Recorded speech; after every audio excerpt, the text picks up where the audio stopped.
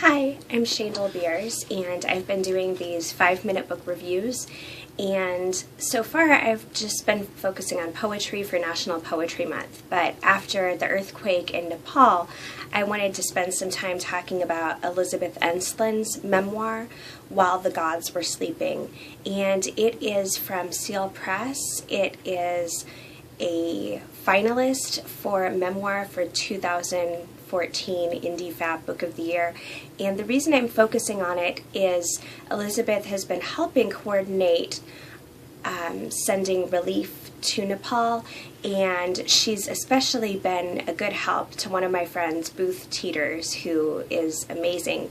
He basically, as soon as news broke of the earthquake, bought a plane ticket, said he was an emergency medical dispatcher, and made connections, and he's leaving, I believe, tomorrow, actually Wednesday, for Nepal. And so I'm going to put links in the comments to this video of how you can donate and help the people in Nepal and get the donations to the right places because of Elizabeth's firsthand knowledge. So basically, Elizabeth has a PhD from Stanford in anthropology.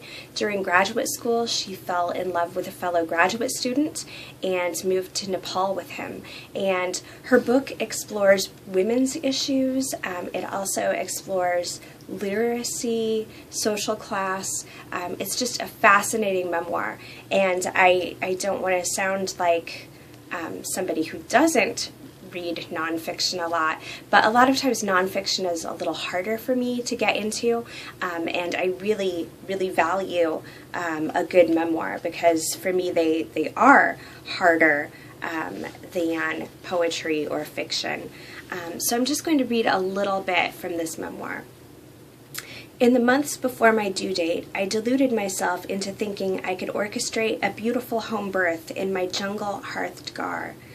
I'm still trying to make sense of my reasoning. A 27-year-old doctoral candidate, I sought guidance in books friends sent me, Our Bodies Ourselves, The Womanly Art of Breastfeeding, Every Woman. I pondered heartburn and hemorrhoids and believed myself cosmic for having them and naming them. I studied diagrams of cervical dilation. I memorized passages dealing with the onset of labor and the first, second, and third stages. From photos, I learned the preferred settings for women in labor: pleasant rooms with soft beds, fluffy pillows, clean carpets. Poorer women in our village gave birth in homes without toilets or outhouses, where water came from open wells, and food, often meager, was prepared and cooked on earthen floors. In comparison, my gar didn't seem too bad. At least, that's what I told myself after I'd grown used to it. Like most families in rural Chitwan, we had sufficient land to grow our own rice and lentils plus some corn, wheat, and oil seeds, and Pramad's eldest brother earned enough income as a teacher to make up for any shortfalls, hire laborers now and then, and buy some luxuries: a radio, kerosene lanterns, packaged noodles.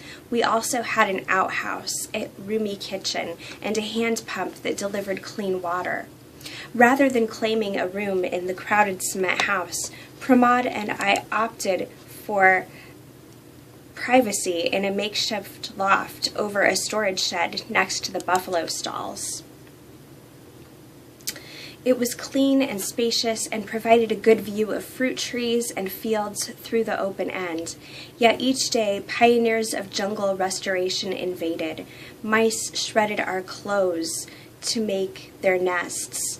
Brown huntsman spiders as large as my hands lurked in dark corners of ceiling thatch by daylight and skittered across floorboards at night.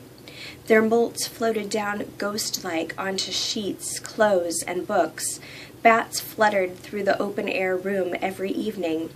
Ants paraded in and out of my jars of muesli and Horlicks if I failed to tighten the lids. When I lifted the straw mat on our wooden bed, tiny scorpions curled their tails.